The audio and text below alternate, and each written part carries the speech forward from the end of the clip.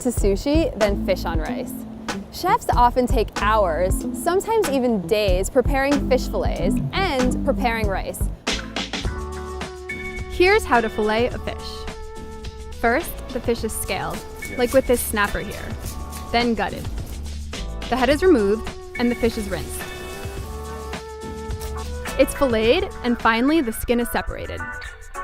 Next, uni, or sea urchin, what I like to call the ice cream of the sea. First, the urchin's outer shell is broken open. The inner fluids are drained, and the insides, the gonads of the sea urchin, are scooped out. Each piece is rinsed in an ice bath, then transferred to a second clean ice bath for another cleaning. The uni is then dried and transferred to another container for serving. Here's how you smoke a fish. One of the oldest techniques for preserving fish is to smoke it over a fire. This can be done over the stove using wood shavings and salt. Raw fish fillets are laid over the grill and covered for 2 to 3 minutes. Once the outside of the fish appears cooked, note inside it will still be raw, it's then shocked in an ice bath so the flesh stops cooking. Sometimes a chef will quickly blanch a piece of fish so that when the fish is marinated in a soy-based sauce, its color won't fade. Here, a piece of raw lean tuna is dipped in boiling water. Then the fish is shocked in an ice bath. Finally, the tuna is marinated in zuke, a sauce made from soy, mirin, and water.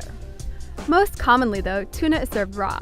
Since one tuna can weigh up to 850 pounds, and sometimes even more, usually sushi restaurants will buy individual cuts instead of the entire fish. The most common cuts are lean, or akami, medium fatty, or chutoro, and fatty, otoro. However, smaller fish like saba, also known as mackerel, and sayori, or hafik, can be filleted easily in-house, as we already saw. These fish are also salted for varying amounts of time based on the species. That's because they have oilier flesh, and salt draws out excess water from the fish, thereby removing some of its fishy flavor. While you may love or hate the eye-watering bite of wasabi, many restaurants don't serve the real deal. But when you come across a chef who serves fresh wasabi root, note that he'll grate it on a swatch of shark skin to yield a light green condiment that adorns many pieces of nigiri.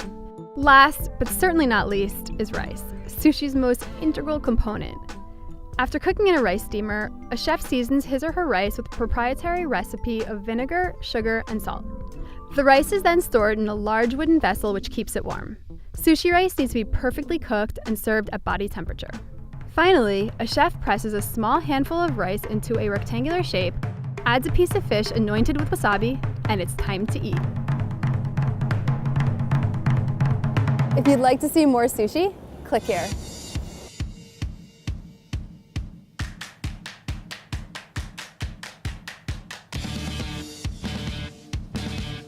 Thank you so much for having me here at Sushi Zoo. I'm so excited about this experience.